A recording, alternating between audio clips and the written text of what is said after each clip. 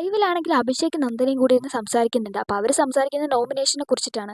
അപ്പോൾ നന്ദന നോമിനേറ്റ് ചെയ്ത് ആരെയാണ് അഭിഷേക് ചോദിക്കുന്നുണ്ട്. അപ്പോൾ ആ സമയത്ത് ഷീതുവിനെ അർജുനെയാണ് നോമിനേറ്റ് ചെയ്തതെന്നും അവരിവിടെ കോംബോ കളിച്ചാണ് നിൽക്കുന്നതെന്നാണ് ഞാൻ റീസൺ പറഞ്ഞതെന്ന് പറയുന്നുണ്ട്. പ്രേക്ഷകരെ പറ്റിച്ചുകൊണ്ടാണ് അവരിവിടെ നിൽക്കുന്നത്. അതുകൊണ്ടാണ് ഞാൻ അങ്ങനെ നോമിനേറ്റ് ചെയ്തതെന്നൊക്കെ പറയുന്നുണ്ട്.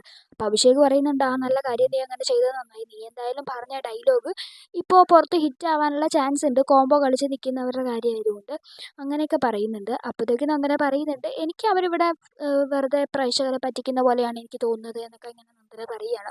അപ്പോൾ അഭിഷേക് കൊണ്ട് പറയുകയാണ്, അത് നന്നായി, നീ പറഞ്ഞ പോയിന്റ് എന്തായാലും വളരെ നല്ല പോയിന്റ് ആണെന്നൊക്കെ പറയുകയാണ്. ഞാനാണ് ശ്രീധുവിനെ ഒന്ന് കുത്തിത്തിരിപ്പാക്കി വിട്ടിട്ടുണ്ട്, ഒന്ന് കൺഫ്യൂസ് ചെയ്ത് വിട്ടിട്ടുണ്ട്. ശ്രീധു എൻ്റെ അടുത്ത് വന്ന് ചോദിച്ചായിരുന്നു വോട്ട് സ്പ്ലിറ്റിംഗ് എന്താണെന്നൊക്കെ.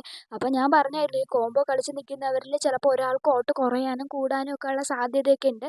കാരണം കോംബോ ഫാൻസ് ചിലപ്പോൾ ഒരാൾക്ക് മാത്രമേ വോട്ട് ചെയ്തു എന്നൊക്കെ വരുള്ളൂ എന്നൊക്കെ പറഞ്ഞ് ഞാൻ അവളെ കൺഫ്യൂസ് ചെയ്ത് വിട്ടിട്ടുണ്ട്. ഗബ്രി ഔട്ടായത് അങ്ങനെയാണ് എന്നൊക്കെ ഞാൻ അവളോട് പറഞ്ഞിട്ടുണ്ട്. ഇതൊക്കെ അഭിഷേക് പറയുന്നുണ്ട്.